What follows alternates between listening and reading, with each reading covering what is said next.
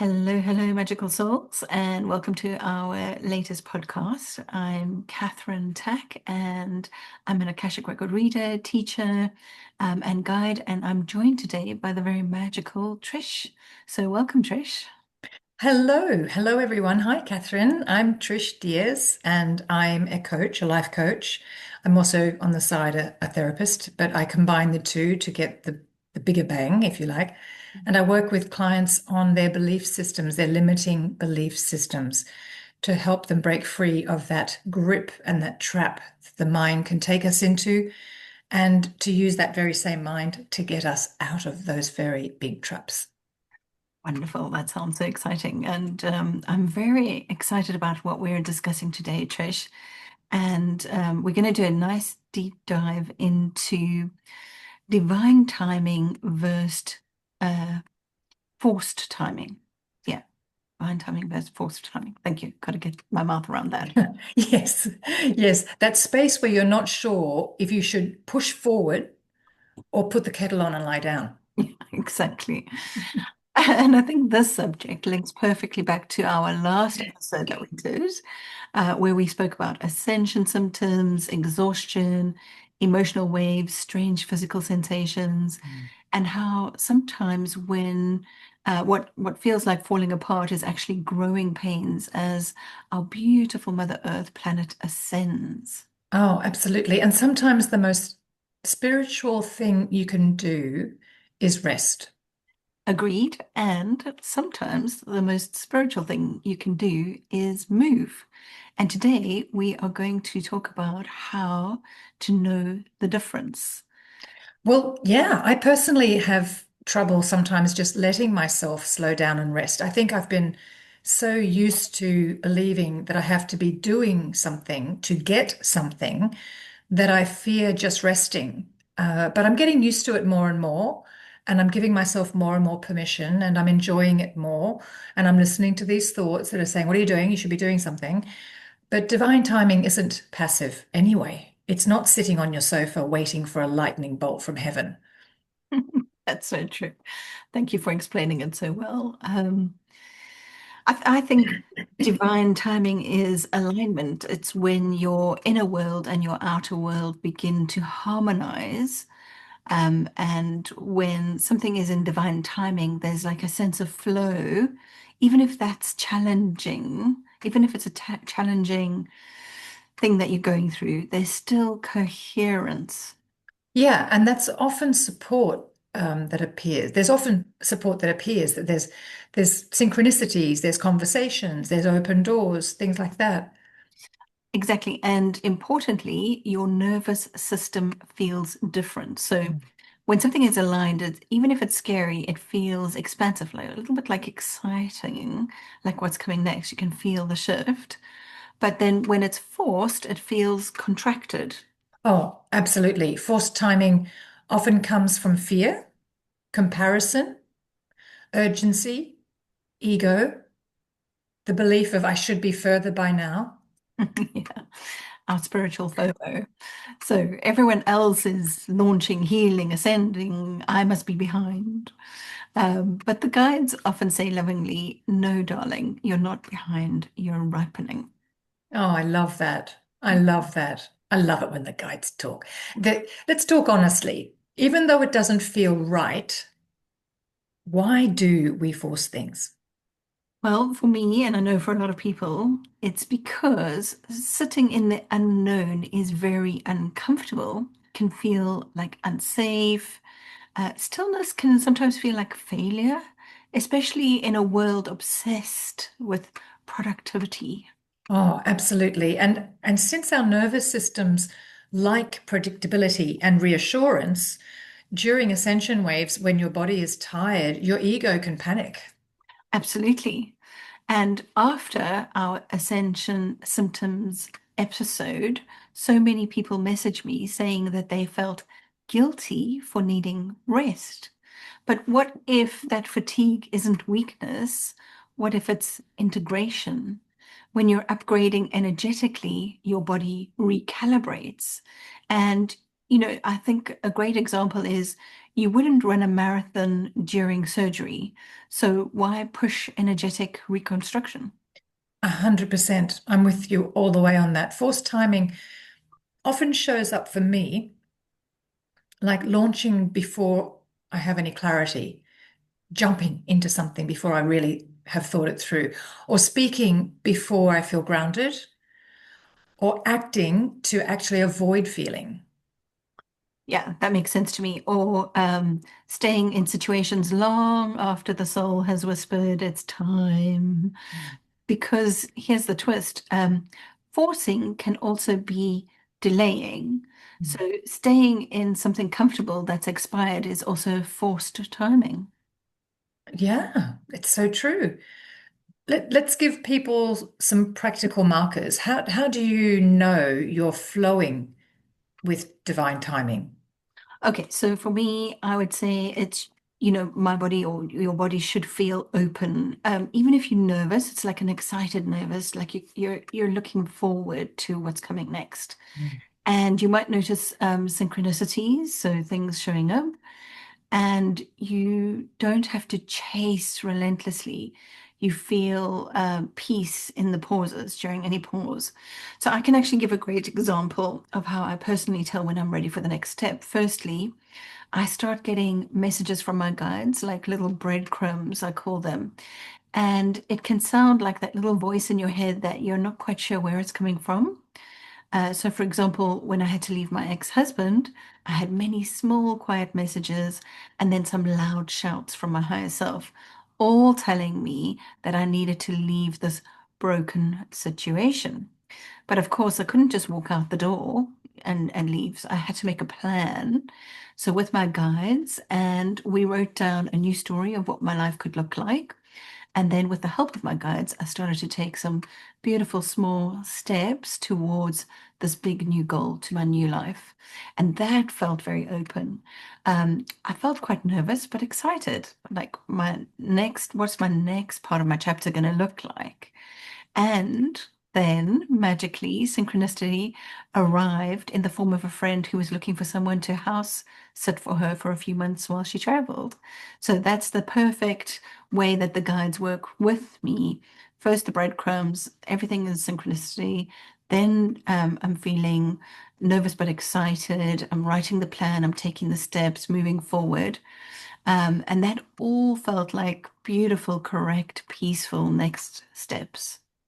Oh, yeah, I really can relate to that. For me, it feels like I'm very peacefully able to follow the GPS. I don't question it. I'm not afraid that it could be taking me down the wrong road. I literally think, okay, left, right. I just follow it, and it seems to be just so natural, and then I end up exactly where I need to be. So, what is it when we're forcing it? And when it's forced, what does that look like? Okay, so this is quite different, the opposite. Basically, you might have feelings of like a tight chest. You might find yourself overthinking something and needing constant reassurance. If you find yourself having the same conversation with people around you, constantly looking for reassurance, that's a classic sign. And you could feel exhausted as well, because that's depleting you rather than integrating with you. And I have a great example, another great example. So last year, I was told by my guides that I would be downloading Merkaba level three. So I teach level one, level two. Now I'm going to be downloading level three. And I had thought that they meant straight away because I'm that type of person. I'm just everything's in a rush. I'm always in a hurry. What can we do? What's next? Action, action, action. I just can't help myself. So I started to force this information to come forward. And it all kind of fell apart. It was like, oh, it was confusing because I trust my guides. When they say something's coming, I know that I can trust that. And I couldn't find the starting point of this download. I kept pushing, and it seemed to just get further and further away from me, till I felt very uncomfortable. I felt like I even tried what I usually do, which is set myself deadlines. I'm very deadline driven, and I get loads of stuff done. But of course, this type of work, the spiritual work, can require something else. It can require stepping back, resting. But Mm. eventually, I asked my guides and I received a very beautiful new message that it would come when the time was right. So I had to find the patience and let the subject rest while I was waiting. Oh, that speaks to me in loud words. So there's also a difference between sacred rest and avoidance. Sacred rest restores you, and avoidance drains you. Oh, yes. Write that down, everyone. If you are sacredly resting, you feel nourished, relaxed, happy, everything feels good. You've got those good, lovely, I call them tingly feelings in your tummy. But when you are avoiding things, things feel very heavy. Very. Yeah, and also when I'm avoiding things, I either feel like the child who's got her arms crossed on the floor going, nope, nope.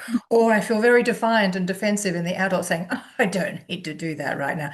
So either way, I'm not really in my real being. So when do we move?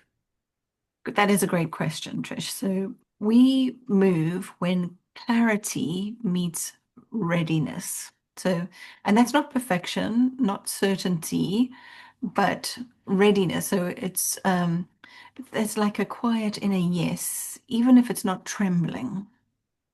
Oh, I've experienced it very strongly, and it felt like I just had to keep moving in that direction. Like my hand was being held and pulled into that direction. I couldn't refuse it. I just simply couldn't refuse it. It was too powerful. And it didn't mean it was necessarily easy because sometimes divine timing requires courage. Oh, absolutely. So flow doesn't mean easy, it means aligned. So it feels good, but it also can be challenging. Mm. And when we're in aligned action, it often comes after a period of stillness. So think about nature. Winter doesn't apologize for resting. Spring doesn't hesitate to bloom. And if you're in winter, you don't force spring as much as we want it to arrive. We can't force it to get here. Mm. And for example, if you're in autumn, we don't cling to summer because that can be debilitating as well. Absolutely. Yeah. Just imagine if we all just looked at this little rosebud and said, boom, open up, like we'd consider ourselves to be completely insane. So this sounds like it might be a beautiful moment to guide everyone into feeling the difference in their own body. Yep, good idea. Because the answer isn't in your mind, it's in your energy. So the guides come up and show me all the time that come up in readings, sorry, and show people that they're looking for the answers in the physical, but actually we need to go inwards into our own into our own energy, our innate energy, so that we can move into alignment with everything. So yes, so I have prepared a lovely guided meditation that has been downloaded for me so Right. that we can move to that wonderful place of alignment. So if anybody is struggling with being in alignment, this meditation is definitely going to help them. Right, so everybody find a nice comfortable position. Make sure you're in a place where you won't be disturbed. Let's just start to breathe in. Make sure your arms and legs are uncrossed. You can have your eyes open or closed. Closed does work very well with this one. And let's just start by breathing in for 5 through the nose. 1, 2, 4, 5, and gently release for 5 through your mouth. 5, 4, 3, 2, 1. Let's just do that again. 1, 2, 3, 4, 5, and out for 5, 4, 3, 2, 1. Just allow your shoulders to drop, let your jaw soften. Just feel the weight of your body supported by the beautiful Mother Earth beneath you. You don't need to do anything, you don't need to hold anything right now, but we are going to invite the beautiful guides that work with us. So take a moment now to bring in your personal guides, any ascended masters that you'd like to work with. maybe Saint Germain, Goddess of Liberty. The Hathors have been showing up a lot now. What about the archangels? Just bring them in now. Just allow them to surround you with their loving energy. Some of you might want to work with beings like the Pleiadians, Orions, and Andromedeans. Just bring them in now to work with them. And on your next breath in, just imagine beautiful long roots extending from the soles of your feet, moving down, down, down into Mother Earth. And this action is anchoring you. It's helping you to feel very steady, very safe. And on the next breath in, bring awareness to your heart center, and you may place your hands there if you wish.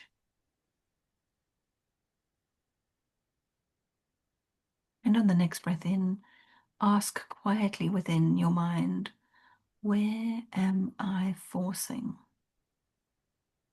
Is there any area in my life that I'm forcing? You don't need to analyze what comes forward, just notice.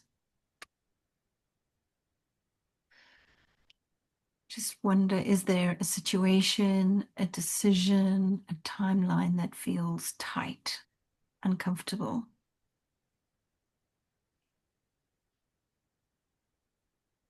And notice where it lives in your body. It might be in your chest, in your stomach, or in your throat.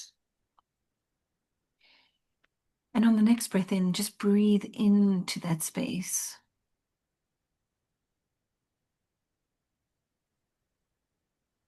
And now gently ask yourself, what am I afraid would happen if I paused?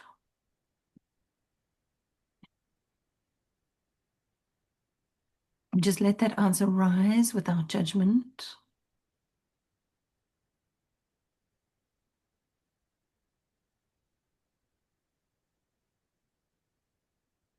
And now imagine placing that situation into a beautiful golden bowl out in front of you. Just see it clearly. Notice its weight and ask your higher self, is this ready to move or ready to rest? Just take a moment to watch what happens.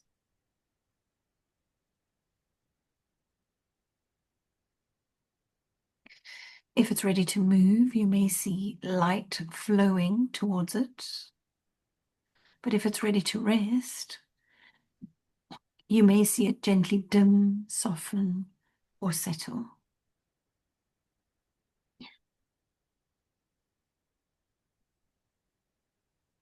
And you can trust the first impression that you get.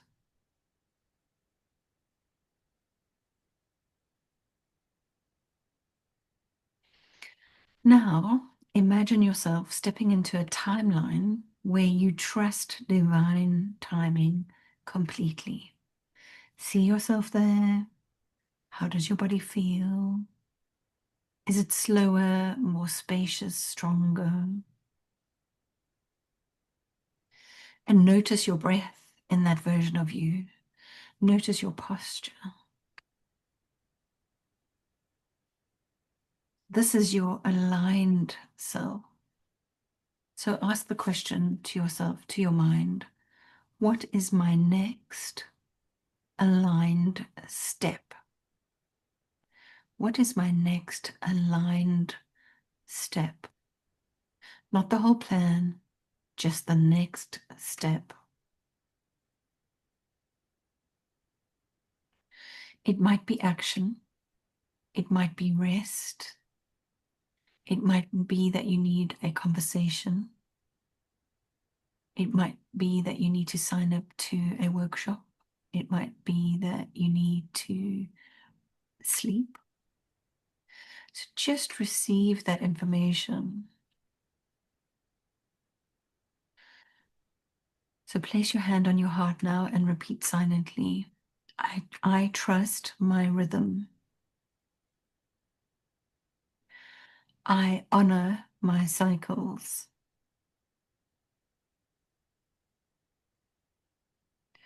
I move when it's time. I rest when it is sacred to do so.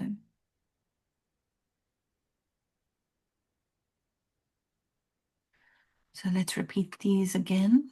I trust my rhythm.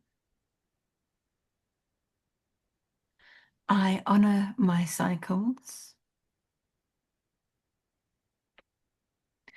I move when it is time. And I rest when it is sacred. Let's just bring in the archangels and ask them to help us keep this in mind in the coming days, weeks, months, years, so that we can be fully aligned with divine timing and not force anything to be.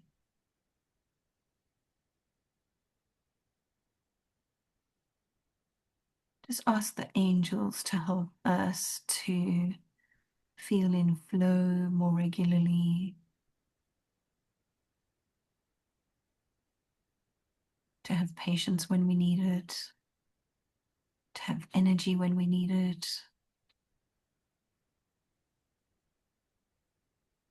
Let's ask the angels to bring in synchronicities so that we know it's time to make our move.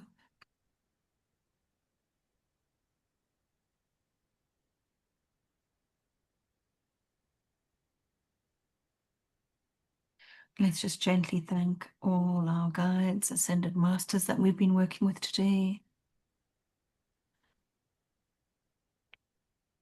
Let's also ask them to continue integrating this wonderful meditation, this wonderful information overnight, so that we can continue to experience the magic, manifest miracles, and make the changes we need to make in our lives.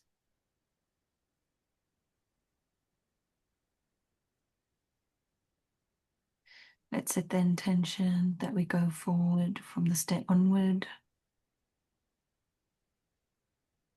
gently aligning with divine timing and not forcing timing at all.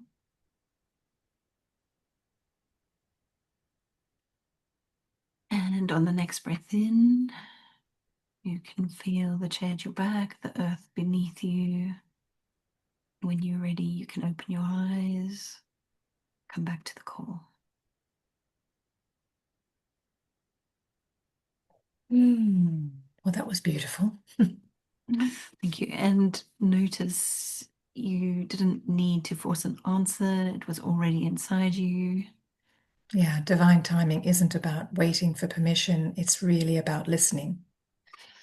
I agree. And during these planetary shifts that we're going through, during our ascension waves, your body may ask for more rest than your ego generally prefers. Mm.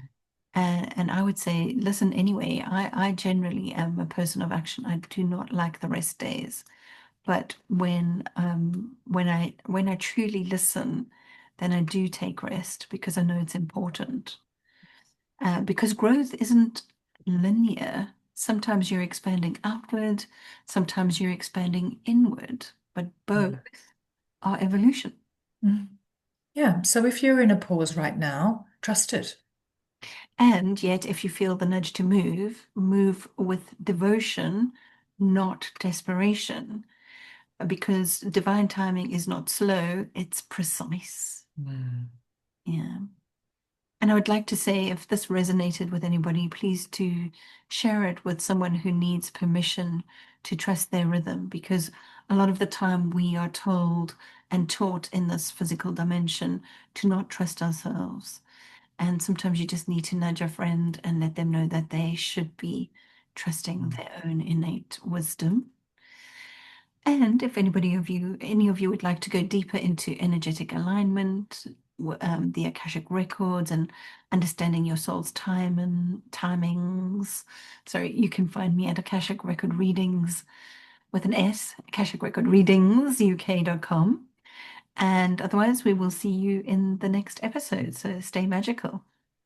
And I can 100% vouch for Catherine's superb Akashic record readings. I have been blown away time and time again and taken to a completely different universe.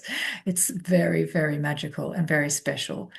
And thank you all for listening. And if you'd like a one-on-one with me or to book a discovery call, my details are in the description below. Absolutely. Stay magical, everyone. Take care. Bye.